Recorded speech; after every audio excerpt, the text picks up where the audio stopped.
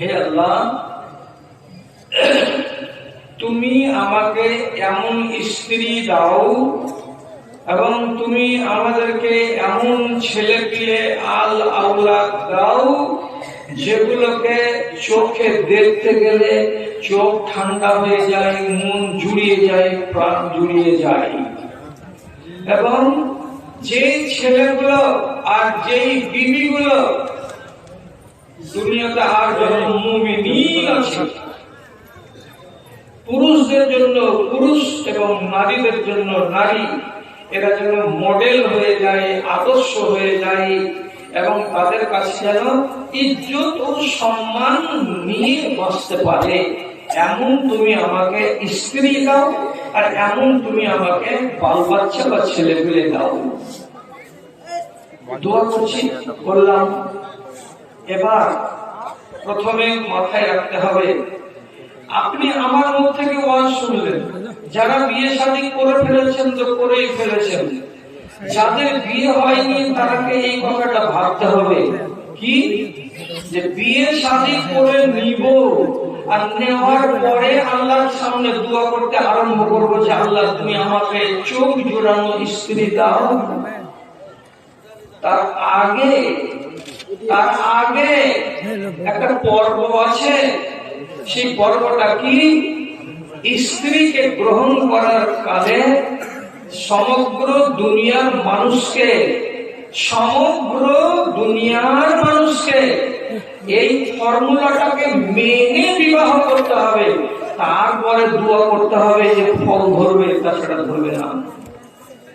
কি নিয়তটা আর কি উসুল নীতিটা আমাকে মানতে হবে। তো রাসূল বলছেন যে প্রথমে দেখো, একটা মেয়ে ছেলেকে বিবাহ করতে গেলে তোমাকে 4টা জিনিস দেখতে আমি বলছি। এক জায়গাতে যদি 4টাই পাওয়া যায় তো 10 বার আলহামদুলিল্লাহ, যদি 3টা পাওয়া যায় তাহলে আলহামদুলিল্লাহ, যদি 2টা পাওয়া যায় তো সেটাও ভালো। শেষের বেলায় রাসূলুল্লাহ বলেছেন এমন একটা কথা যে যদি একটাই পাওয়া যায় আর ওইটা পাওয়া যায় সেটাকেই গ্রহণ করো। কিসে কিসে আমাকে বিয়ে করতে বলা হচ্ছে? তো বলা হচ্ছে যে মালেহা, যাকে বিয়ে করবেন তার মাল আছে কিনা, অর্থাৎ তার বাপ ধনী কিনা। বলে জামালেহা, মহিলাটি সুন্দরী কিনা। তারপরে বলে হাসাবেহা, মেয়ে ছেলেটি ভালো বংশের কিনা। তারপরে এই 3টা যদি পাওয়া যায় তো ভালোই কথা, যদি এই 3টা না পাওয়া যায় একটা জিনিস পাওয়া গেল কি, বলে দিনহা, মেয়ে ছেলেটির নামে আমি শুনতে পেয়েছি ওই মহিলাটি বড় দিনদার, বড় পরেশগার, বড় আল্লাহওয়ালি। যদি এটা পাওয়া যায় রাসূল বলেছেন ফাসফর বিজাতি দিন। মাল যদি না পাওয়া যায় তাও বাদ দিয়ে দাও, বংশ যদি নাম করা না হয় তো না হোক, তাতে কোনো যায় আসে না। মহিলাটি যদি 100 জনের ভেতরে একজন এমন সুন্দরী নাও হয়, একটা যদি ময়লা ছয়লা হয়, একটা যদি শ্যামলী রঙের হয় তবুও চলে যাবে, কিন্তু তার ভেতরে যদি দিনদারি থাকে তাহলে তাকে প্রাধান্য দাও, বিবাহ আনো। তাহলে তারপরে এমন নারীকে বাড়িতে আনার পর আল্লাহর কাছে দোয়া করো, হে আল্লাহ তুমি আমাকে এমন একটা স্ত্রী দাও যে স্ত্রীটাকে আমি পেয়ে আমার চোখ জুড়িয়ে যাই, এবং আমার আওলাদ গুলো এমন দাও যাতে তাদেরকে পেয়েও আমার চোখ জুড়িয়ে যায়। এবার কথাটা বুঝেন, দুনিয়াতে যতগুলো রিশতা আছে, রিশতার মানে কি? সম্পর্ক। মা, খালা, দাদি, ফুফু, নানি, বোন, এগুলো যত রিশতা আছে, সমস্ত রিশতার ভেতরে প্রথম নম্বর যেটা রিশতা, সবচেয়ে গুরুত্বপূর্ণ রিশতা, এটা হলো 1 নম্বর, আর তা হলো স্ত্রী। স্ত্রী যতক্ষণ পর্যন্ত না হবে ততক্ষণ বাদ বাকি রিশতা একটাও হবে না। এই জন্য এই রিশতাটাকে আপনাকে এত মজবুত রাখতে হবে আর এত সুন্দর আর বলিষ্ঠ বানাতে হবে যে এখান থেকে কিন্তু বাদ বাকি রিশতা কি তৈরি হবে। কেমন করে একটু ভাবেন তো ভাইজান, এটা আমার বেটি হলো, বেটিটা যে হলো এটা নতুন রিশতা। বেটিটা পেলেন কোথা থেকে? স্ত্রীর পেট থেকে এলো। তখন আমি তাকে কি বললাম, এটা আমার বেটি হলো। তাহলে বেটি এবার আমাকে বাপ বলবে আর ওর মাকে মা বলবে, একটা রিশতা হলো। বেটির বিয়ে দিলাম, তার পেট থেকে একটা বাচ্চা পয়দা হলো। এই বাচ্চাটা তখন আমাকে আর আপনাকে বলছে এটা আমার নানা আর এটা আমার নানি হলো। তাহলে জন্ম নিল কে? নানা আর নানি। কোনখান থেকে? বেটির সূত্র ধরে তার মা হলো নানি আর তার বাপ হলো নানা। বেটা হলো পয়দা, বেটা বাপ বলছে। বেটার বিয়ে দিলেন, একটা বউ এলো। বউটা আসার পরে ওর পেট থেকে বাচ্চা হলো। এই বাচ্চাটা এবার আপনাকে বলছে দাদা, আর আপনার স্ত্রীকে বলছে দিদা আর না হয় দাদি, এই ভাষাটা বলছে। তাহলে দাদি তৈরি হলো কি করে? যখন এই মেয়ে প্রথমে স্ত্রী হয়ে এলো একজনের, তারপর ঔরসে বেটা পয়দা হলো, বেটা আরেকজন নারীকে নিয়ে এলো, তার ঔরসে আরেকটা বাচ্চা হলো। তখন এটা কি হলো? এরা দাদা আর দাদি হলো, আর এই পক্ষ থেকে নানা আর নানি হলো। এইভাবে রিশতাগুলো বড় হয়। যদি বিবাহকে না মানেন তাহলে বাকিগুলো রিশতা একটাও পাওয়া যাবে না, আর আপনি দেখতেও পাবেন না। এই জন্য এই রিশতাটাকে খুব মজবুত এবং বলিষ্ঠ করে আপনাকে রাখতে হয় এবং বাঁচাতে হয়, টিকাতে হয়। রাসূলুল্লাহ দোয়া করলেন কি বলে? যে আল্লাহ চোখ জুড়ানো বিবি দাও। এবার আল্লাহ তাআলার কোরআনের আয়াত থেকে দোয়া পেলাম। দোয়াটা তো আমরা জেনে নিলাম, শিখে নিলাম। রাসূল কি বলছেন? রাসূল বলছেন দেখো, আল্লাহ তাআলা শিখিয়েছেন কোরআন মাজিদে দোয়া করতে, ওটা দোয়া করো। কিন্তু আমি আল্লাহর রাসূল, আমাকে রব্বুল আলামিন অনেক জ্ঞান দিয়েছেন। নবুয়তের সমুদ্র থেকে আমি যেগুলো মণিমুক্তা বের করে তোমাদেরকে দিচ্ছি, তোমাদের কল্যাণ আছে তাতে। আমার একটা কথা তোমরা মাথায় রাখো, যদি পারো হে মুমিনিন, তোমরা মাঝে মাঝে এই দোয়াটা করিও। বলেন আল্লাহ রাসূল আপনার দোয়াটাও করবো। রাসূলুল্লাহ দোয়া শিখিয়ে দিয়ে বলছেন যদি তোমরা ভালো মনে করো তো করবে। কি দোয়া? আল্লাহুম্মা ইন্নী আউযু বিকা মিন জারি সুয়ে ওয়া যাওজাতিন ইউশাইবুনি ক্বাবলাল মাশিবে ওয়া ওয়ালাদিন ইয়াকুনু লি রাব্বা। কি মানেটা দেখেন। বলছে আল্লাহ, আমি তোমার কাছে পানা চাইছি এমন একটা পড়োশি যেন আমার না হয়, যে পড়োশিটা আমাকে দিবারাত্রি জ্বালা পোড়া করবে এবং যার যন্ত্রণা আমাকে প্রতিদিন ভোগ করতে হবে, এমন বদমাস পড়োশি তুমি আমাকে দিও না। এ থেকে আমি তোমার কাছে পানা চাইছি, আশ্রয় চাইছি আল্লাহ। পড়োশি সাংঘাতিক জিনিস। সুখের পড়োশি হলে বাড়িতে বাস করে আরাম আছে, আর যদি জল্লাদ পড়োশি হয় জয়বার জয়ধানের সিজন আসবে, জয়বার আপনার ভিতর করে কুল হল্লা করবে। জানেন এমনই হ্যান্ডার ওদের হাতে করে যে সারা বছর কাজ করুক নাকি না করুক, যেদিন পানি পাঠিয়ে ধান চাষের জন্য হাল জুড়বে সেদিন আইল পাবার কাজ হলো পড়োশি। এমন করে কপিয়ে দিবে যে আপনার কলেজের উপর দিয়েও যদি চালাতে পারে কোদাল তো চালিয়ে দিবে। এইরকম পড়োশি যদি থাকে আর আসে দুনিয়াতে, তো তার আগে রাসূলুল্লাহ বলছেন আল্লাহর কাছে তুমি পানা চাও, আয় আল্লাহ আমাকে তুমি জালেম পড়োশি দিও না, এই পড়োশি থেকে আমি তোমার কাছে পানা চাইছি।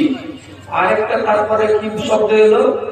এমন স্ত্রী তুমি দিও না যেই স্ত্রীটা আমার বয়স হওয়ার আগে আগে, আমার চুল পাকার সময় হওয়ার আগে আগে স্ত্রীতে আমার চুল পাকিয়ে দেয়।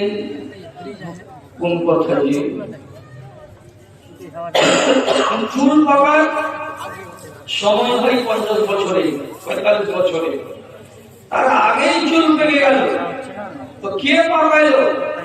সোজা সোজা বাংলা, বেশি মগজে চিন্তা ভাবনা যদি ঘর বাঁধে তাহলে মগজের চিন্তার কারণে মাথার চুল দাড়ি মোচ এগুলো তাড়াতাড়ি পেকে যাবে। যার যত বেশি চিন্তা টেনশন তার তত তাড়াতাড়ি চুল দাড়ি পাকবে, শরীরটা ঝরবে, সুগারের রোগ হবে। রসুল 1450 বছর আগে বলছেন কি, এমন স্ত্রী থেকে তুমি পানা চাও কেমন, বুড়া হওয়ার আগে যে স্ত্রী আমাকে বুড়া করে দেয়, চুল পাকার আগে যে স্ত্রী আমার চুল পাকিয়ে দেয়, এমন স্ত্রী তুমি আমার নসিবে আল্লাহ তাআলা দিও না। জি, কেন? স্ত্রী যদি ভালো হয়ে যায় তাহলে আপনার সংসারের জীবনটা হলো আলো, আর স্ত্রী যদি আপনার ভালো না হয় তাহলে আপনার দুনিয়াতে জেলখানা, এখন কষ্টের আর কোনো জিনিস নেই। এই জন্য রাসূলুল্লাহ কি করেছেন, আপনাকে ওই রকম স্ত্রী থেকে পানাহ চাইতে বলেছেন। তারপর আরেকটা কি দোয়া, হে আল্লাহ এমন ছেলে তুমি দিও না, এমন বেটা তুমি দিও না, যেই বেটাটা যতদিন ছোট থাকলো স্নেহ করলাম, প্যার করলাম, ভালোবাসলাম, সেও আমাকে আব্বা আব্বা বলে আমার কোলে উঠলো, পিঠে উঠলো, সাথে সাথে বাজারে গেল, কিন্তু যেদিন ছেলেটা সাবালক হয়ে গেল সেদিন থেকে নিয়ে ছেলের মন মেজাজ পাল্টে গেল। আমি বাপ, অথচ ছেলে আমার ছোট হয়ে আমাকে চোখ রাগানি দেয়, আমাকে শাসাই, আমাকে কথাই কথাই বলে তুই কি বুঝিস, আমার গৃহস্থালী, আমার ধান কখন আমি বেচবো সেটা আমি জানি, কিন্তু আমার ছেলে আমাকে এসে মাতব্বরি করে বলে ধান বেচতে হবে না, তুই কি বুঝিস কখন বেচতে হবে আর না হবে, খবরদার তুই ধান বেচতে পারবি না। এইরকম করে মোড়লি করে, মাতব্বরি করে, আর আমার উপরে চোখ রাঙানি দেবে, আমাকে শাসানি দেবে, আর আমাকে গোলাম বানিয়ে রাখবে। এমন বেটা আল্লাহ তুমি আমাকে দিও না। জি, বেটা বেটা হয়ে থাকবে, ধর্মবর্দার, বুড়া হয়ে গেল আর যুবক হয়ে থাকতে গেল। যারা ধর্মবর্দার হবে এরকম ছেলে দিও, আর এমন ছেলে আমাকে দিও না যে যে ছেলে আমার উপরে দাদাগিরি করবে আর মোড়ল মাতব্বরি করবে, এমন ছেলে আমি চাই না। তাহলে রাসূলুল্লাহ বলছেন এমন করে দোয়া করতে, আর আল্লাহ তাআলা বলছেন ওই রকম করে দোয়া করতে। এরকম দ্বিমুখী কেন?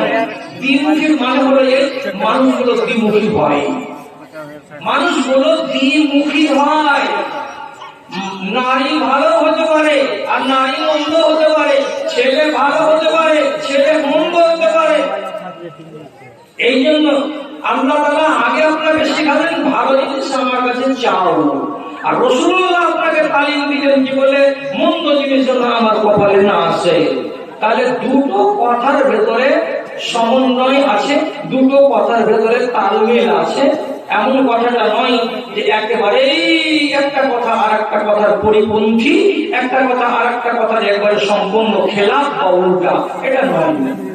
ভাই আমার রাসূলুল্লাহ হাদিসের ভেতরে বলেছেন, কি বলেছেন, একদম মিঠা কথা, বড় সত্য কথা, তা কি, কালবুন শাকিরুন ওয়া লিসানুন যাকিরুন ওয়া যাওজাতুন সালিহাতুন তুঈনুকা আলা আমরি দীনিকা ওয়া দুনিয়াকা মাত্তানাযা খায়রুম মিনহুন্না।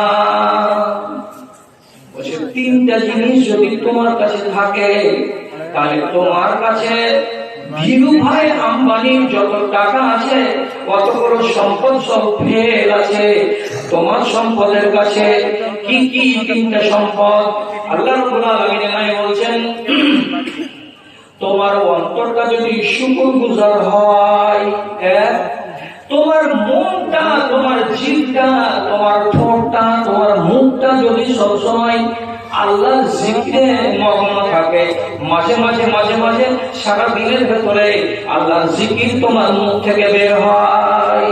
2-3 নম্বরে নবীজি বলছেন যাওজাতুন সালেহা, তোমার কাছে যদি নেককার বিবি থাকে, সৎ নেকপরায়ণ বিবি যদি থাকে, তাহলে যার কাছে এই তিনটা জিনিস আছে রে, এই মানুষটার মতো সুখী, এই মানুষটার মতো ধনী, আর এই মানুষটার মতো সম্পদশালী কোন মানুষ আল্লাহর দুনিয়াতে আর না।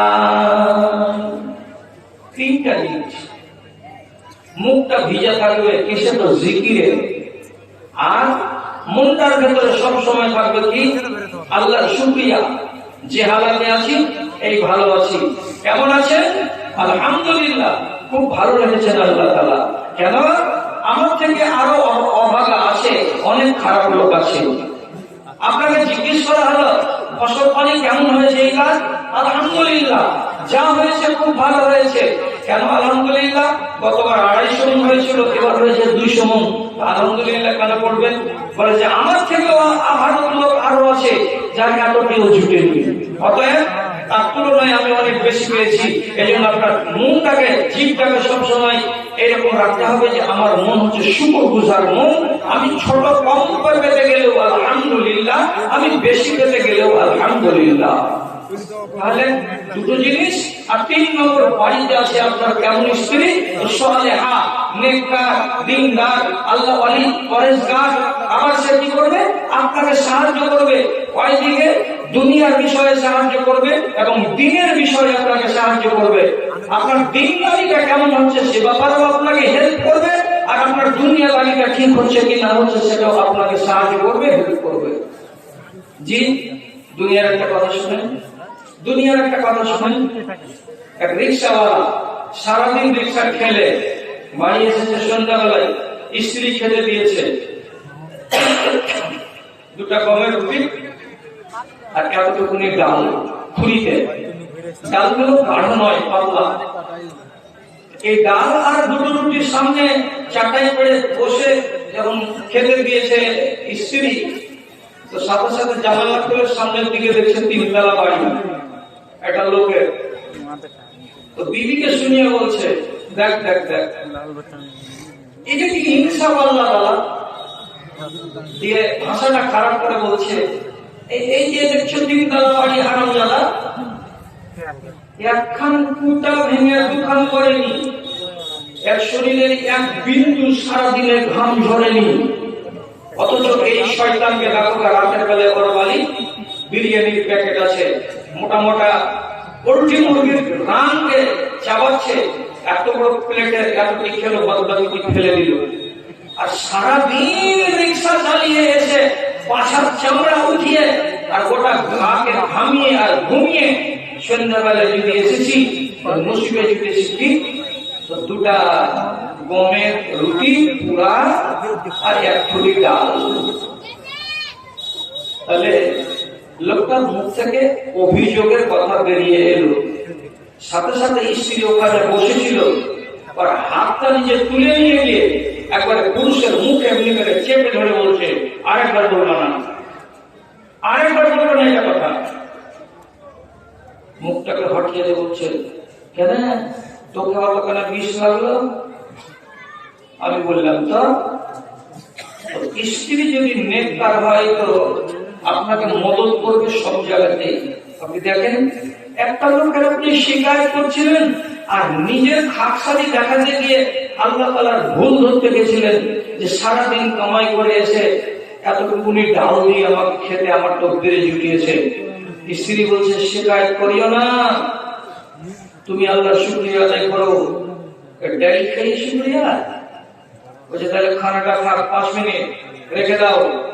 ওই টাইমে নিজের স্বামীকে হাত ধরে নিচে নামিয়ে এসে বাজারের এক হোটেলের কাছে নিয়ে গিয়ে বলছে, দেখতে লোকগুলো যে সব বসে আছে, এদের জামাগুলো চকচক করছে কি? বলছে না। এদের শরীরগুলো দেখে কি মনে হচ্ছে গোসল করেছে এরা? বলছে না। এদের কালো ঝালো ময়লা মাটি উস্কো ফুস্কো চুল, সব লোকটি যে এইভাবে এখানে বসে আছে হোটেলটার আগা দিকে, কিসের জন্য? বলছে, আমি কেমন করে বলবো, বলে কেন বসে আছে? স্ত্রী বলছে, এই লোকগুলো বসে আছে এই জন্য যে রাত্রি 10টা পর্যন্ত হোটেল চলবে, আর হোটেল 10টা বেজে যেতে গেলে আর চলবে না, বিক্রি হবে না।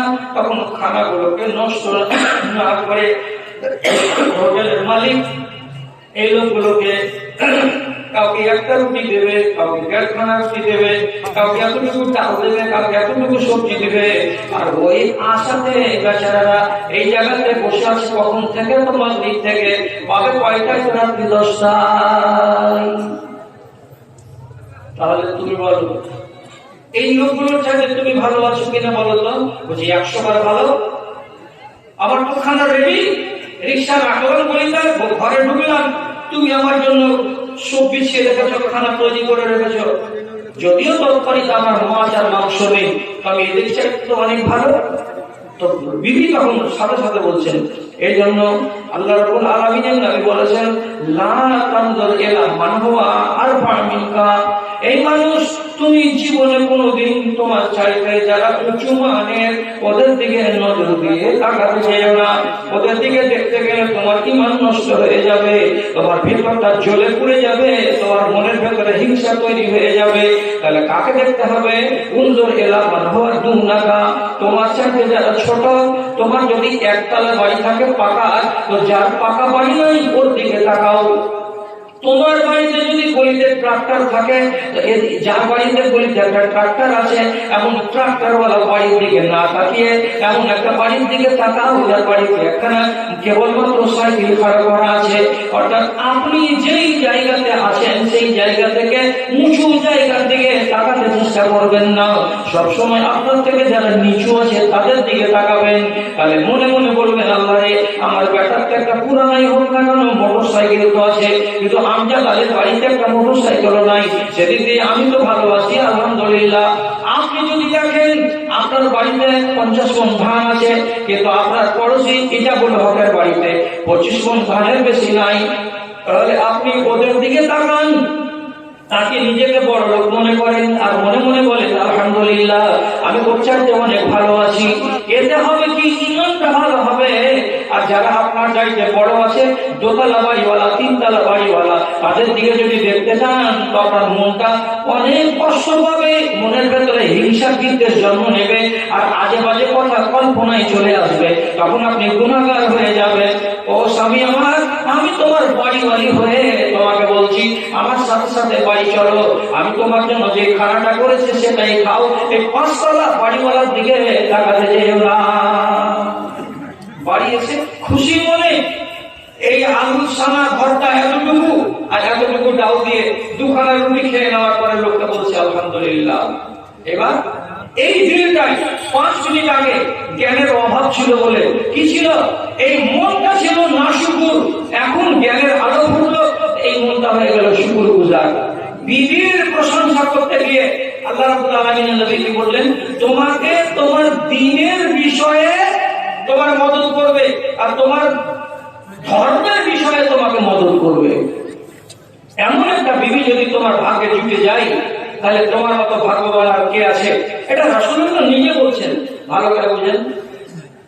বন্ধা নারী আসিয়া, ফেরাউনের স্ত্রী, একটা বাচ্চা বাক্সতে পেল নীল নদীতে, উঠিয়ে আনলো, সাথে সাথে বলছে এই ছেলেটাকে, ওই বছরে কিন্তু কানুন হয়েছে মিশরের বাড়িতে কি বেটা ছেলে যত জন্মিবে সবকে জবে করে দিতে হবে। কেন যে গণকদার বলেছিল ফেরাউনকে, এই বছর একটা মিশরের বাড়িতে বাচ্চা জন্মগ্রহণ করবে, সেই পুরুষ বাচ্চাটা আগামীতে বড় হয়ে তোমার সাম্রাজ্যকে কেড়ে নিবে, তোমাকে ঝুঁকিয়ে সিংহাসন থেকে নামিয়ে দেবে। গণকদারের কথা অনুযায়ী ফেরাউন ফরমান জারি করেছিল, যত বেটা ছেলে জন্ম হবে সবকে জবে করে দাও। আর সেই বছরেই সেই সময়ে নবী মুসা আলাইহিস সালাম জন্ম নিলেন।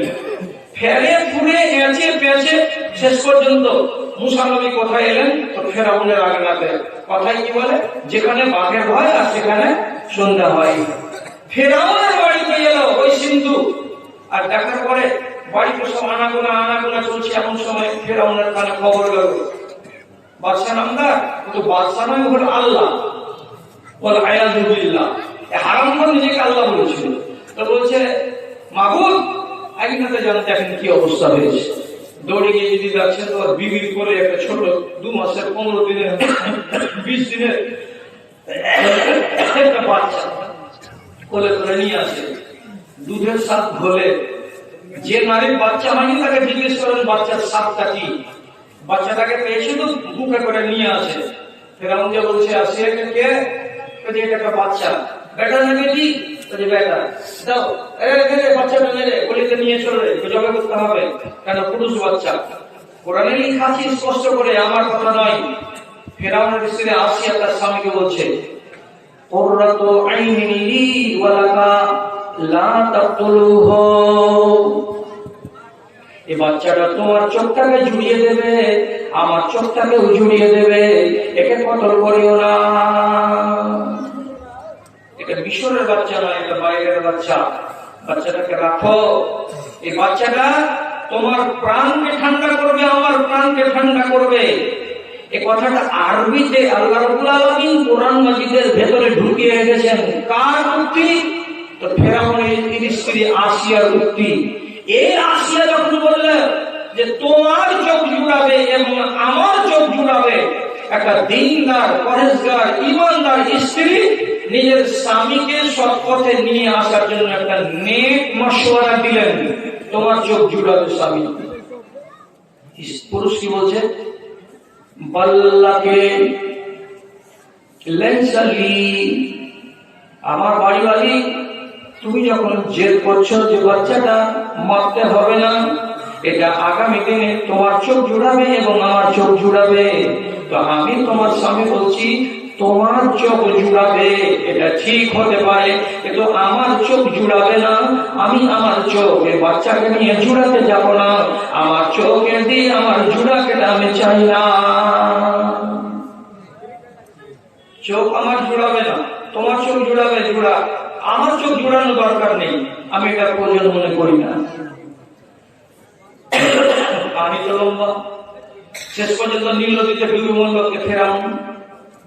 ফেরাউনের ইতিহাস রাসূলুল্লাহ তার 2200 বছর পরে, 2200 বছর পরে মক্কাতে যেদিন নবী হয়ে আবির্ভূত হলেন, তারপরে যখন কোরআন মাজিদ এলো, রাসূলুল্লাহ যখন ফেরাউনের কথা আর মুসার কথা জানতে পারলেন, তখন আমার নবী, আপনার নবী, বিশ্ব নবী জনাবে মুহাম্মদুর রাসূলুল্লাহ সাল্লাল্লাহু আলাইহি ওয়াসাল্লাম পাক জবানে বলছেন, লাউ আকাররা ফিরআউন হাযা, যদি যেদিন ওই বাড়িওয়ালি আসিয়া বলেছিল ওই নেক চরিত্রের মহিলা যে একে মারিও না, আমার চোখ জুড়াবে এবং তোমারও চোখ জুড়াবে, সেই কথাটা যদি ফেরাউন মেনে নিত যে হ্যাঁ বড় হয়ে তোমারও চোখ জুড়াবে এবং আমারও চোখ জুড়াবে, তাহলে মুসার মারফতে আসিয়া যেমন ঈমান পেয়েছিল, তেমনি মুসার মারফতে ফেরাউন ঈমান পেয়ে যেত।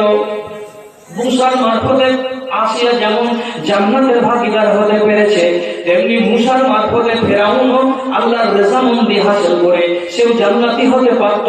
কিন্তু বদনসিব নিজের বাড়িওয়ালির মশওয়ারাটাকে মানে নাই, যার কারণে আল্লাহ তাআলা নারাজ হয়ে গেলেন। আর আল্লাহ নারাজ হলেন তো তার চোখের জ্যোতি হলো না, চোখ জোড়ানো উপকরণ হলো না, বরং যখন মুসা নবী সওয়াল করলেন তখন সামনাসামনি দুজন প্রতিদ্বন্দ্বী হয়ে গেলেন।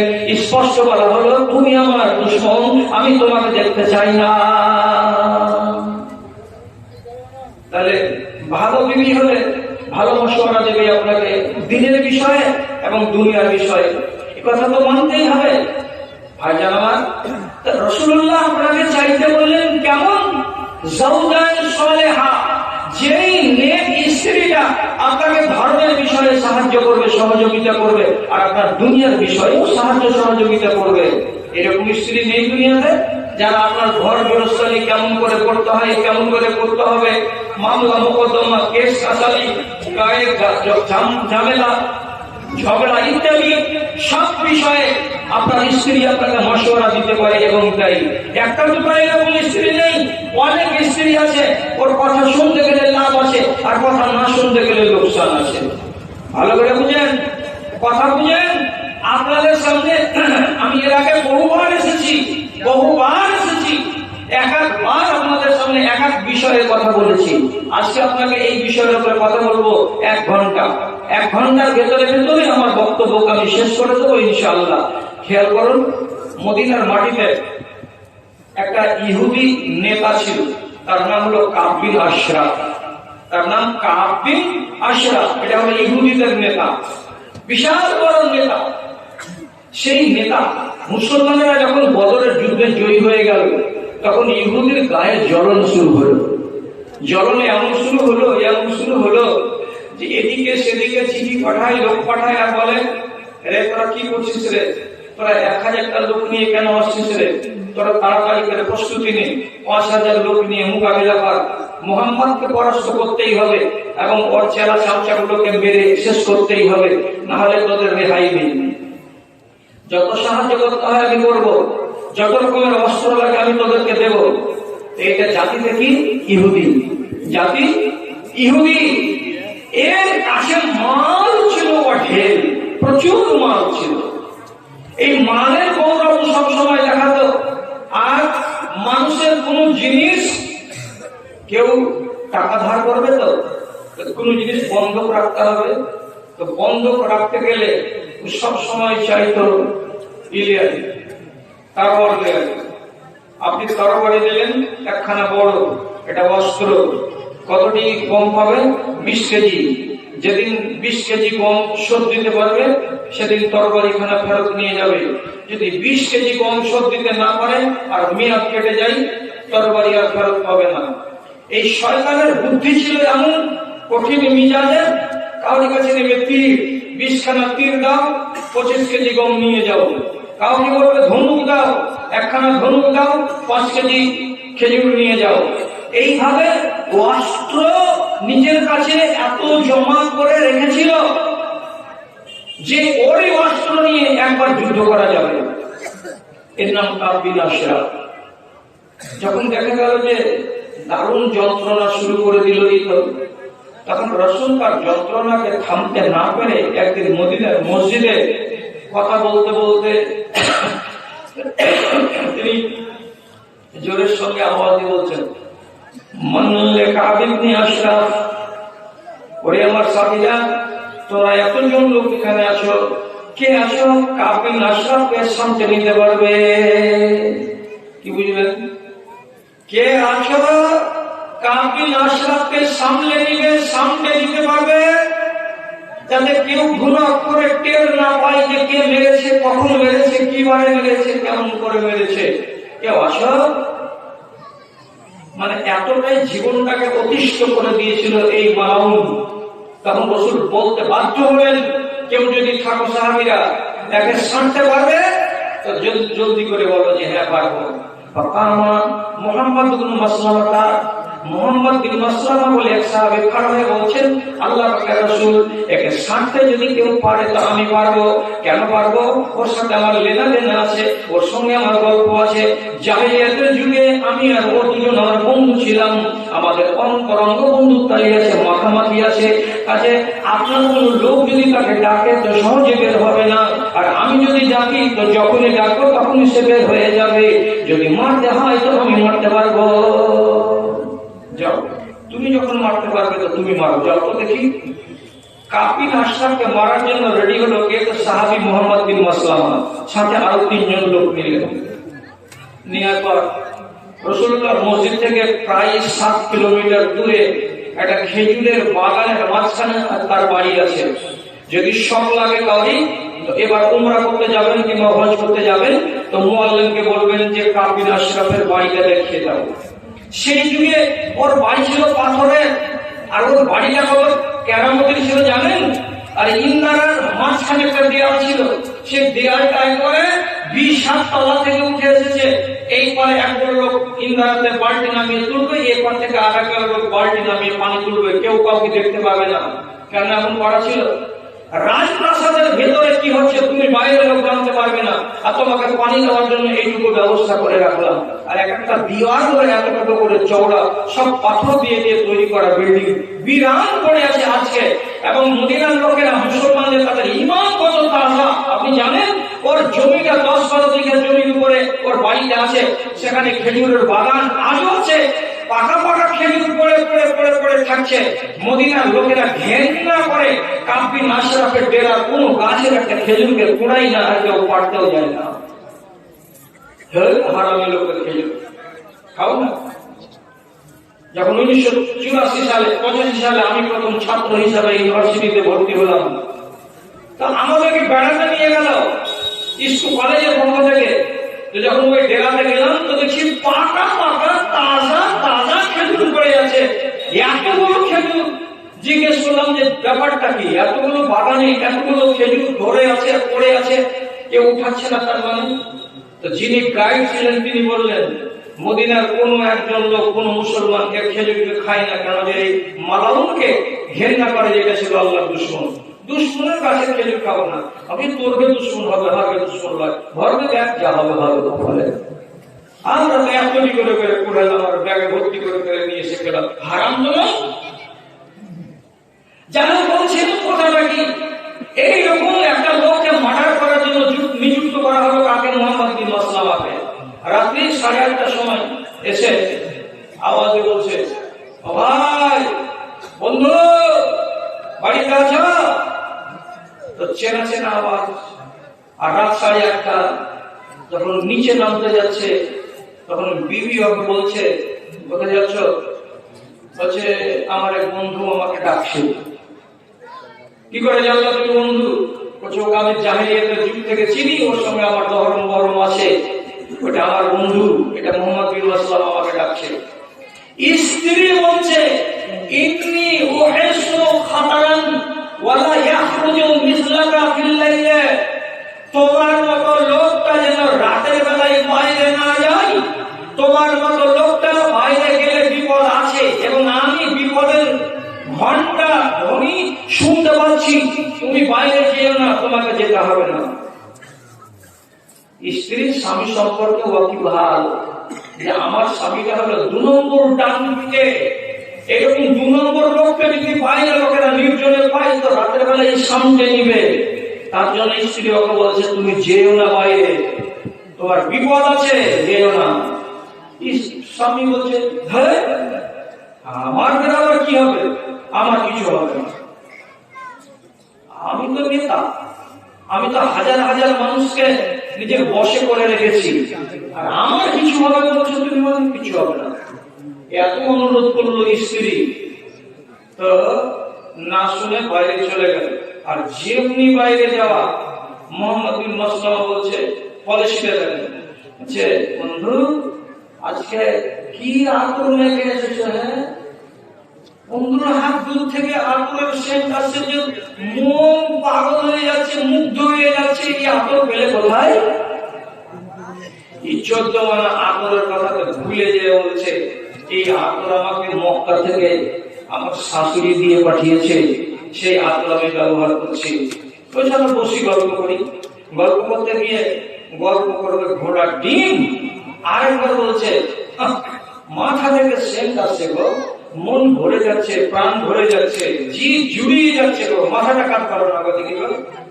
একবার মাথাটা টানলো, এমনি করে নাক লাগিয়ে শুকে দেখলো, আরেকবার মাথাটাকে টানলো, ফের টানার পরে আবার এমনি করে শুকে দেখলো, একবার দুবার দেখলো, এই 14 মনে করছে আমার আতরের তারিখ চলছে। আর একবার এবার উপরের দিকে চুলটিকে জুত করে ধরে আর মাথাটাকে যখন টেনেছে আতর শুনবো বলে, শুনা অবস্থাতে মাথাটাকে কাট করেছে, আর ওই কাট করা অবস্থাতে ছুরি বের করা ছিল। আরে বিসমিল্লাহ আল্লাহু আকবার বলে দিল রাতের বেলায় 8টার সময় করে চালিয়ে কাবিন আশরাফের গলাতে চিৎকার করে একবার ওইখানে শেষ, পালিয়ে মার্ডার হয়ে গেল। কে? কাবিন আশরাফ। এবার এই মার্ডার মানুষটাকে দেখে আমার স্ত্রী যখন আসলো সামনে, তো আরবের লোকেরা শোক গাথা গাহে। কোন মানুষের উপরে যদি ব্যথা বেদনা প্রকাশ করার হয় তো ওদের একগুলো গীত আছে, একগুলো গান আছে, ওরা ওইগুলো গাহে। তো ওর মরা লাশের কাছে, গলা কাটা লাশের কাছে দাঁড়িয়ে দাঁড়িয়ে ওর স্ত্রী বলছে আমার কথা যদি শুনতে তাহলে তোমাকে এইভাবে ওয়াকালে মরে যেতে হতো না, আমার কথা যদি মানতে তাহলে তোমাকে রাতের বেলায় তোমাকে এইরকম করে এই লোকেরা খুন খারাপ করতে পারতো না। আমি মেয়ে মানুষ বলে আমার কথাটার দাম দামি, আমি তোমার ছিলাম হিতাকাঙ্ক্ষী, আমি ছিলাম তোমার কল্যাণকামী, আমার কথাটা তোমার মানাটা উচিত ছিল, মেনে নিতে গেলে তোমার দুর্গতি হতো না, অন্তত তুমি এইভাবে মরতে না। কথাটা ঠিক না? তুমি আমার কথা শুনে নিতে গেলে রাতের বেলায় বের হয় না, আমি বলেছিলাম তোমার মতো নেতা মানুষ রাতের বেলায় বের হতে গেলে বিপদ অনেক আছে, যেও না, কিন্তু তুমি শুনলে না কথা। স্ত্রী দুনিয়ার বিষয়ে আপনাকে হেল্প করবে আর দিনের বিষয়ে আপনাকে হেল্প করবে। দিনের বিষয়ে আমাকে কেমন করে হেল্প করতে পারে? সহি হাদিসে লেখা আছে কি আল্লাহ পাকের নামে বলছেন রাহিমাল্লাহু ইমরাতান, আল্লাহ রাব্বুল আলামিন ওই মেয়েটির উপরে রহম করে, আল্লাহ তাআলা ওই মেয়েটির উপরে খাস রহম নাযিল করে, খাস দয়া নাযিল করে। যেই মহিলাটি ফজরে আযান হওয়ার আগে 15 মিনিট কিংবা 20 মিনিট কিংবা আধা ঘন্টা আগে জেগে যায়, জেগে যাওয়ার পরে ওযুখানাতে যায়, বাথরুমের দিকে যায়, পেশাব পায়খানা করে এসে পানি নিয়ে ওযু বানায়, আর ওযু বানাবার পরে ওই মহিলা রাতের বেলায় 2 রাকাত 4 রাকাত নামাজ পড়বে বলে মনস্থ করে, কিন্তু নামাজ শুরু করার আগে তার ঘুমন্ত স্বামীর বিছানার কাছে যায়, আর যাওয়ার পরে মৃদু মৃদু আওয়াজ দিয়ে আলতো আলতো করে তার পিঠে তার মাথায় হাত বুলিয়ে বুলিয়ে বলে, দুলালির বাপ উঠে যাও, আদরের বাপ উঠে যাও, উমুকের বাপ উঠে যাও, উঠে যাও, উঠে যাও। এই করে আস্তে আস্তে করে আলতো আলতো করে স্বামীর মাথাতে, স্বামীর শিওরে, স্বামীর ঘাড়ে হাত দিয়ে দিয়ে বুলায় আর বলে, জেগে যাও, জেগে যাও, জেগে যাও। কেন জাগবে এত রাতে? স্ত্রী বলছে, এখন 4:45 হতে চললো, আযান পড়ে যাবে। আমি উঠে গেছি 4:30টার সময়, এরকম নির্জন টাইমে আল্লাহ রাব্বুল আলামিনের সামনে একটু দোয়া করব, কিছু চাইবো। রাসূলুল্লাহ বলেছেন, যদি কিছু পাওয়ার থাকে কোনো মানুষের, আল্লাহর কাছ থেকে নেওয়ার থাকে কোনো মানুষের, তো তাহলে ঢের রাত্রিতে আল্লাহর সঙ্গে কথা বলো, ঢের রাত্রিতে আল্লাহর সঙ্গে সংলাপ করো, তাহলে নিশ্চয়ই পাওয়া যাবে। মান খাফা আদলাজা ওয়া মান আদলাজা ফাকাদ বালাগাল মানজিলা। স্বামী, আমি একাই নামাজ পড়বো, আমি একাই নামাজ পড়বো না, তোমাকে নামাজ পড়াবো। তুমি তো নামাজ পড়ো না, কিন্তু কমসে কম আমার খাতিরে 5 মিনিট পরে আযান পড়ে যাবে, তাহলে আযানের আগে আগে অন্তত 2 রাকাত কি 1 রাকাত কি 3 রাকাত নামাজ যত পড়ো। যদি 1 দিন বলে, 2 দিন বলে, 3 দিন বলে কোন স্ত্রী তার স্বামীকে, তো ওই পুরুষটা কি আর চিরকাল পড়ে থাকতে পারবে বিছানায়? আর একদিন মনে মনে করবে, হায় রে, আমার বিছানার পাশে আমার স্ত্রী জেগে জেগে জেগে জেগে উঠছে আর বসছে আর নামাজ আদায় করছে, ওই স্ত্রী আর ওই বিছানায় ওই পাশে আমি ছপের খাটে কেমন আরামে নাক ডাকিয়ে ডাকিয়ে আমি নিদ্রায় আছি, আমি ঘুমিয়ে আছি, আমাকে কি হিসাব লাগবে না? আমাকে কি মরতে হবে না? সেই ক্ষেত্রে স্বামীর মনের ভেতরে শিহরণ তৈরি হয়। তাহলে যে নারী এইরকম স্বভাবের আছে এই দুনিয়াতে, তাহলে এই নারীটাকে আল্লাহ কি বললেন, নবী কি বললেন, এর উপরে আল্লাহর খাস রহম নাযিল হয়। তাহলে এই স্ত্রীটা হচ্ছে আপনার ধর্মের বিষয়ে আপনাকে সাহায্যকারী। এমন স্ত্রী আপনি আল্লাহ তাআলার কাছে কামনা করেন। আবার যদি ওই স্ত্রী আপনার ধর্মের জন্য কি হয়ে যায়, বাধা হয়ে দাঁড়ায়, আপনাকে ধর্ম করতে না যায়, ধর্মের বিপরীত চলে, তাহলে সেই স্ত্রী আপনার জন্য কল্যাণকামী নয়, তাকে বাদ থেকে বলা হয়েছে হাদিসের ভেতরে। আল্লাহর কসম খেয়ে বলছি, এই বানিয়াডলের লোক, আপনারা মনে মনে বলবেন যে তাল পেয়েছে বলে জাল কথা বলে দিচ্ছ, জাল কথা বলিনি। রাসূল কারীম সাল্লাল্লাহু আলাইহি ওয়াসাল্লাম বলছেন, 3টা মানুষের দোয়া ও যদি মাথাকে রগড়িয়ে রগড়িয়ে কপালকে যদি ক্ষয় করে দেয়, আমি ওই মানুষের দোয়া শুনি না, যার ভেতরে 3টা রোগ আছে। 3টা রোগ, 3টা রোগের ভেতরে একটা রোগ আল্লাহ তাআলা নবী কি বলছেন, ওয়ালাহু যাওজাতুন সালিহাতুন ওয়ালাহু যাওজাতুন হাসানাতুন সাইয়্যাতুল খালকি ওয়া লাম ইউতাল্লিকহা।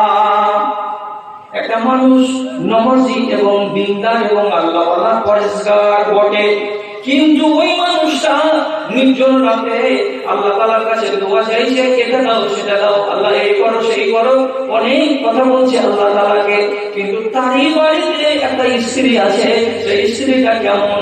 তো রাসূলুল্লাহ বলছেন, দেখতে বড্ড সুন্দরী, সুন্দরী রমণী, ধবধবে সাদা ফর্সা, যখন সুন্দর শাড়ি পরে চোখের সামনে দাঁড়ায়, তখন স্বামীর মনটা জুড়িয়ে যায়, কিন্তু তার বচন কি হয় না, সাইয়্যাতুল খালকি, ওর ব্যবহার ভালো নয়, ওর চরিত্র ভালো নয়, ওর আখলাক ভালো নয়। কেমন বেহায়া, চলে যাচ্ছে বাজার দিয়ে, একা একাই মার্কেট করে নিয়ে চলে আসছে, আপনার অনুমতি নেই না, পরের বাড়ি বিয়েতে চলে যাচ্ছে, মাথায় কাপড় দেয় না, শরীর ঢাকে না, আপনাকে জিজ্ঞেস করেন না বাড়ির সংসারের টাকা পয়সা যাকে যেখানে পেল সেখানে সে দিয়ে দিল, উড়িয়ে দিল। তাহলে এই ধরনের বদ চলন যে নারীর ভেতরে আসে, আবার রসুল কি বলছেন শেষখানে, ওই পুরুষ লোকটা ওই বদচলন নারীকে তালাক দেয় না, ওই বদচলন নারীকে নিয়ে সংসার চালিয়ে যাচ্ছে, মনে মনে ভাবছে এই স্ত্রীকে যদি তালাক দিয়ে দিই তাহলে এর মতো সুন্দরী রমণী আর দুনিয়াতে পাওয়া যাবে না। কিন্তু বন্ধুরে মনে রাখতে হবে, সুন্দরী নারী যদি আপনার ইমানের পথে বাধা হয়ে দাঁড়িয়ে যায়, আপনি ইমান বাঁচাবেন না নিজের স্ত্রীকে বাঁচাবেন, আল্লাহর কসম ইমান নষ্ট হয়ে যাবে। এমন বাড়িকে বাড়িতে রাখা চলবে না। রাসূলুল্লাহ বলছেন, যদি ওরকম চরিত্রবান স্ত্রীকে তালাক না দিয়ে দেওয়া যায় তাহলে সেই মানুষটা যতবার রাতের বেলায় উঠে আমার কাছে ফরমাবরদারি করে বলবে, আল্লাহ এই দাও আর সেই দাও, আমি কোনোদিন মানুষটার দোয়া কবুল করবো না, দোয়া কবুল করা হবে না।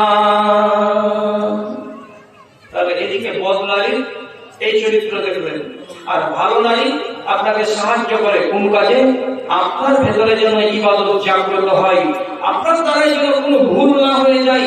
আর ভুল হয়ে যেতে গেলে আমি আপনার বাড়িতে স্ত্রী আছি, পড়াশোনা জ্ঞানী গুণী দিনদার, আপনাকে আমি যদি বাঁচাতে না পারি তবে বিবি কিসে? আবু দারদার স্ত্রী আর আবু দারদা এরা এমনই জোড়া, দুটা স্বামী স্ত্রী। সাহাবীদের জীবনে এই দুটো জোড়াকে বলা হয় মডেল মানে আদর্শ। এরা এমনই যুগল, এরা স্বামী স্ত্রী এত পরিচিত মদিনার মাটিতে, সব মানুষ জানে এদের মতো ভালোবাসা আর অন্য মানুষের মিয়া বিবিদের ভিতরে নেই। যত ভালোবাসা আবু দারদা তার স্ত্রীকে বাসে, এবং যত ভালোবাসা আবু দারদার স্ত্রী নিজের স্বামীকে ভালোবাসে, এমন ভালোবাসা আর এক অপরের লাগে প্রাণ দেওয়া, মন দেওয়া, জীবন দিয়ে দেওয়া, এরকম ভালোবাসা মনে হয় অন্য কোন সাহাবীর ভেতরে পাওয়া যায় না। এমন মরে জীবন দিয়ে যারা ভালোবাসে তাদের ভেতরে একটা নাম, তার হলো আবু দারদা। তো জানেন, আবু দারদার স্ত্রী একদিন বলছে, দেখো আমরা কেন হাটের মানুষ, কখন হয়তো উল্টা পাল্টা কথা বলে দিব, তো তোমার মনটাতে দুঃখ লাগবে, তখন তুমি কথাবার্তা বলবে না, এরকম তো হয়ে যেতে পারে। আবার এমনও হতে পারে যে তোমার কোনো কথাতে আমারই মনে দুঃখ হয়ে গেল, তখন আমি মুখটাকে ভারী করে বসে থাকবো, তখন আমার মন দুঃখী হবে, তো আমিও পাপী হব, গুনাহগার হব, তুমিও পাপী হবে, গুনাহগার হবে। তাহলে একটা কাজ করি, এটা ফর্মুলা যদি মানো তো খুব ভালো হয়। তো কি ফর্মুলা?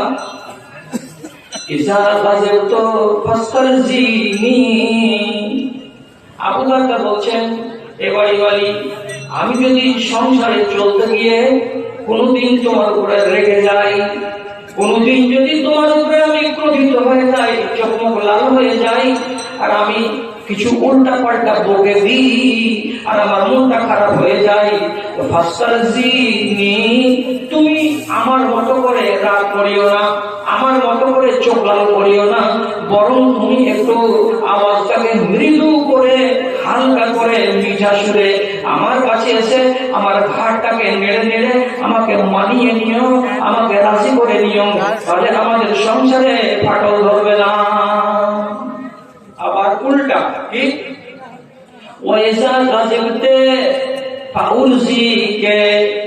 যেদিন তুমি আমার উপরে নারাজ হয়ে যাবে, যেদিন তুমি আমার উপরে ক্রোধিত হয়ে যাবে, মনটা বেজার হয়ে যাবে, তো আমি এরকম যেন বেটা ছেলে না হই। কিরকম?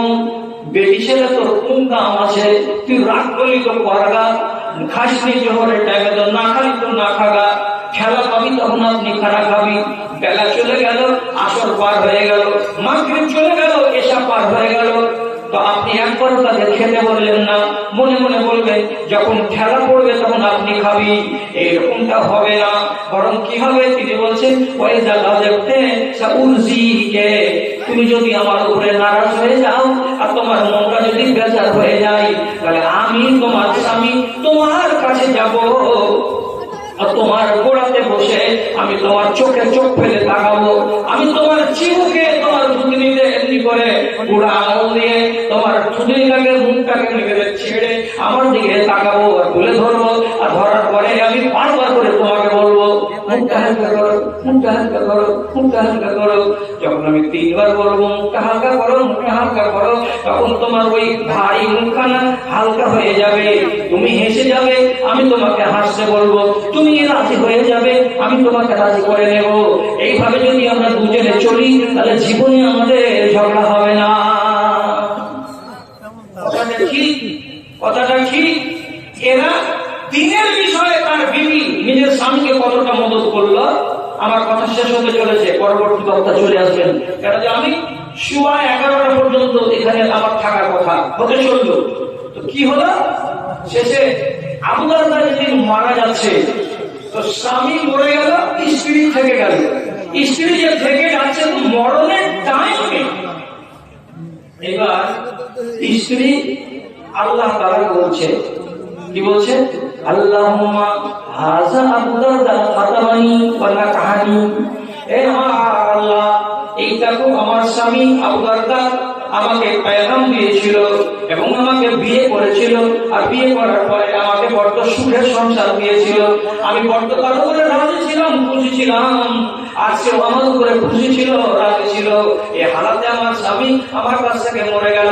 রব্বে কারীম, এই স্বামীকে আমি দুনিয়াতে হাতছাড়া করে দিলাম বটে, কিন্তু কিয়ামতের দিন যেন আমার এই স্বামীটা হাতছাড়া না হয়।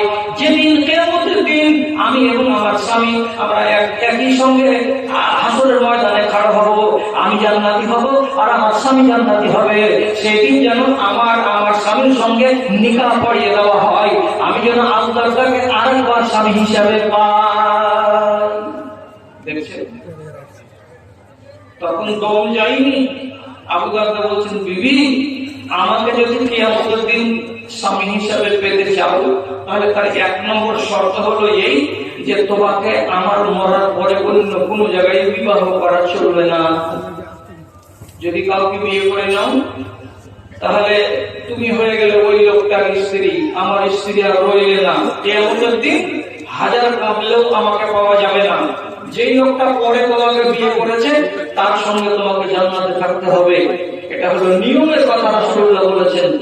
তখন বিবি জেনে নিলেন, জেনে নেওয়ার পরে 4 মাস 10 দিন ইদ্দত কাটলো। যেমনি কাটলো সাথে সাথে পয়গম্বরকে নাম করা সাহাবী হযরত মুআবিয়া দিয়ে বলছেন, তোমার স্বামী তোমাকে পোলাও খাওয়াতে পারেনি, আমি পারবো।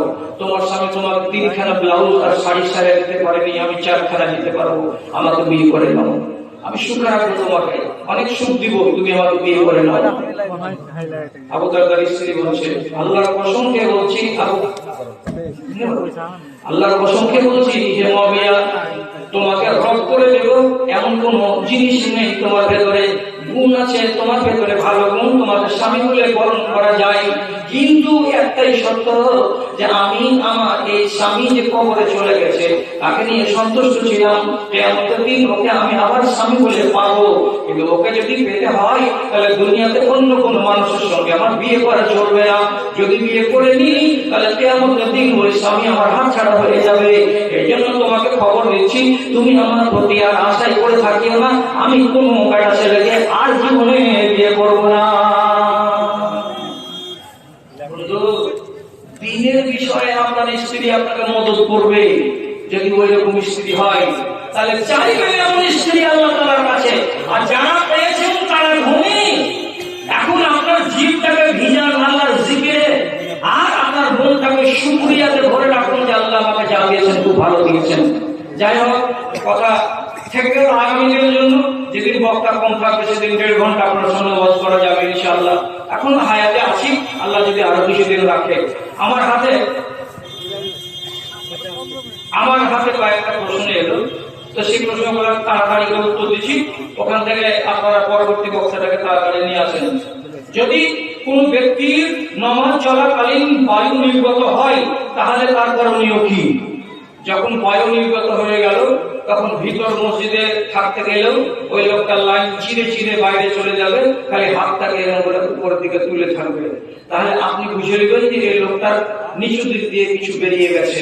তাহলে আপনি ওকে একটু করে রাস্তা দিয়ে দেবেন। বাইরে গেল, যাওয়ার পরে লোকটা অজু বানাবে, অজু বানিয়ে আবার নামাজে আসবে। যদি ইমামকে পায় যে নামাজে এখনো আছে, তাহলে ইমামের সঙ্গে আবার তাকবীরে তাহরিমা দিয়ে জুড়ে যাবে। আর যদি ইমামকে না পাই, তাহলে পরে নতুন করে বাকি অংশটুকুকে একা একাই আদায় করে নেবে। কেন যে হাদিসের ভেতরে শব্দ এসেছে দুটা, ফাতিমু ও ফাকজু, হয় এটা করো না হয় ওইটা করো। আপনি যে অবস্থাতে পাবেন সেটা আপনি করে নেবেন। অর্থাৎ ইমামকে পেলেন তো শরীক হয়ে যান, বাকিটুকু পুড়িয়ে নেবেন। ইমামকে না পেলেন তো একা একা বাকিটুকু পুড়িয়ে নেবেন। বর পক্ষ থেকে বরযাত্রী যাওয়া যাবে কি? বর পক্ষ থেকে বরযাত্রী, আল্লাহর কসম আজ পর্যন্ত যতটি হাদিস পড়েছি কোন জায়গাতে ন্যাংরা লুলা হাত ভাঙা পা ভাঙা এমন কোন হাদিস পাওয়া যায়নি যে বিয়ের দিন 100টা লোক নিয়ে যেতে হবে। শুধু এইটুকু আছে যে ছেলেকে যাবে, ওর বাপ যাবে, চাচা যাবে, আর একজন লোক যাবে, যে ওখানে কাজী সাহেবের সামনে বসে বিয়েটা করে দেবে, বাস এইটুকুই। কেন যে হযরত আলীর মতো লোকের বিয়ে হয়েছিল মসজিদে নববীতে। তো হাদিস থেকে প্রমাণিত যে সেদিন আবু বকর সিদ্দিক, হযরত উমর, রাসূলের গোলাম, রাসূল এবং হযরত আলী, এই 4-5টা লোকই ছিলেন, আর লোক কেউ ছিল না। অতএব বরযাত্রী যাওয়া ইসলামী শরীয়ত সম্মত নয়। যারা যাচ্ছে গায়ের জোরে যাচ্ছে, আর এই গায়ের জোর আমিও ছুটাতে পারবো না, আপনিও ছুটাতে পারবেন না, আমাদের চামড়া মোটা হয়ে গেছে। কেউ যদি ঝগড়া বা মারামারি করে, তাহলে সেখানে দাঁড়িয়ে দেখলে কি গুনাহ হবে? না, এই দাঁড়িয়ে দেখা যাবে না। কেউ ঝগড়া করছে আর আপনি দাঁড়িয়ে দাঁড়িয়ে দেখবেন, এক সালা মুরুক আর এক সালা মারুক, এবারে পাক্কা গুনাহের কাজ। মান রাআ মিনকুম মুনকারান ফালিয়ুগাইয়িরহু বিয়াদিহি, মুনকার দেখতে গেলে হাত দিয়ে উঠতে হবে। এবার আমি তো জানি না যে মুনকার কোনটা। তাহলে আরেক জায়গাতে যান, আলা আদুল্লুকুম বিআকবারিল আমাল, সবচেয়ে বড় কাজ বলবো তোমাদের কি? বলছে ইসলাহু যাতিল বাইন, দুটো লোকের ভেতরে ফায়সালা করে দেওয়া, দুটো লোকের ভেতরে মীমাংসা করে দেওয়া। এর মানে হবে কি? খুন খারাপ হওয়া থেকে আপনাকে আমাকে বাঁচাতে হবে। দুটো লোক লড়াই করছে, তাড়াতাড়ি গিয়ে দুজনকে দুদিকে সরিয়ে দিতে হবে। সরিয়ে দেওয়ার পর হবে কি? মারামারিটা বন্ধ হবে। এবার ভালো আর মন্দ আপনি ফায়সালা করে দেবেন, বিচার করে দেবেন। ও হেফাজতে থাকবে, এ হেফাজতে থাকবে, দাঁড়িয়ে তামাশা দেখতে পাবেন না। এই পৃথিবীর প্রথম মানুষ যদি আদাম হয়, তাহলে এই পৃথিবীতে ভিন্ন ভিন্ন জাতি কেমন করে হলো? আরে বাবা, যখন মানুষের সংখ্যা বেশি হয়ে গেল, তখন একই বাবা যদি 4টা কি থাকে, বেটা থাকে, একগুলো বেটা চলে গেল বাংলাদেশ, একগুলো বেটা চলে গেল নেপাল, একগুলো বেটা চলে গেল আরেক জায়গায়। তো বংশ যত বড় হবে, আলাদা আলাদা নাম দিয়ে পরিচিতি হবে। এই জন্য আল্লাহ কোরআন বলছেন, জাআলনাকুম শুউবান ওয়া কাবাইলা, শুউবান ওয়া কাবাইলা, কাবিলা আলাদা, অর্থাৎ গোত্র আলাদা, আবার বংশ যদি সূত্র রাখতে জানতো সবই এক, কিন্তু যখনই ছোট হবে তখন গোত্র গোত্র আলাদা আলাদা হয়ে যাবে। এই জন্য গোত্র গোত্র হলো আলাদা আলাদা হলো, একটাই গোত্র হলো না। যদি কেউ হুজুতি করে যে না একটাই হতে হবে, তো তুমি আজ থেকে নিয়ে তোমার দাদু পর্যন্ত গুনতে পারবা? সত্যি বাপ দাদুর নাম পারবে না। এখনকার যুগের লোক নিজের 4টা বাপের দাদুর নাম তো মুখস্থ রাখতে পারে না। তো গোত্র দিয়েই পরিচয় হয়, আল্লাহর কোরআন বলছে। তার জন্য গোত্র দুনিয়াতে তৈরি হয়েছে। আর জামাতের নামাজ পড়ার সময় যখন সূরা ফাতিহা পড়ে, তখন বিসমিল্লাহির রহমানির রহিম জোরে কেন পড়ে না? ও এটা হলো বিতর্কিত বিষয়। আর জোরে পড়ে না কেন? কেন মানে এখানে হুজ্জতি কিছু নেই। কেউ যদি জোরে পড়ে পড়তে পারে, কেউ যদি জোরে পড়ে পড়তে পারে। কারণ যদি প্রথমবার বিসমিল্লাহির রহমানির রহিম, এটা হচ্ছে স্টার্টিং, আর এটা হলো এই সূরাটার অংশ, কাজে জোরে পড়তে পারে। কিন্তু আস্তে পড়ার রিওয়ায়াত মওজুদ আছে, এই জন্য মানুষেরা আস্তে পড়ে। আপনি আস্তে পড়বেন, আপনি যদি মনে করেন আমি একা আছি, বিসমিল্লাহটা একটু জোরে পড়তে পারবেন আপনি। কার কখন বিয়ে হবে, কিভাবে হবে, কার সাথে হবে, এটা কি আগে থেকে নির্ধারিত আছে? আল্লাহ তাআলা করে রেখেছেন যে হ্যাঁ কি বারের দিন আপনার হাওয়া বের হবে, কত জোরে হাওয়া বের হবে, এগুলো সব লেখা আছে। কার সাথে বিয়ে হবে, কবে হবে, কখন হবে, সব লেখা আছে। ওয়াখালাকনাকুম আজওয়াজা। স্নান করার পর খালি গায়ে ওযু হবে কি? খালি গায়ে ওযু হবে না, সতর ঢাকা রাখতে হবে, বাদ বাকি খালি থাক। সতরটাকে আপনাকে ঢেকে ওযু করতে হবে। ওযু বা স্নান করার সুন্নত কয়টিও কি কি? বাড়ি আছে, এতগুলো কথা বলা যাবে না। আচ্ছা, মুস্তাকিম 500 টাকা, আলহামদুলিল্লাহ। আচ্ছা আচ্ছা, আমার এই ধরনের বাকি 500 টাকা দিয়েছে। আলহামদুলিল্লাহ। আলম হুসামনি 2000 টাকা। আপনার আলম হুসামনি 2000 টাকা। মহিলার তরফ থেকে একবার 4500 টাকা। আবার আর একবার 5200 টাকা। আবুল হোসেন আওতার থেকে 2200 টাকা। আচ্ছা, আমার থেকে আরেকজন 200 টাকা। আবার এক ভাই দিয়েছেন 200 টাকা। বাবা মায়ের এটা আমার ভাই দিয়েছেন 250 টাকা।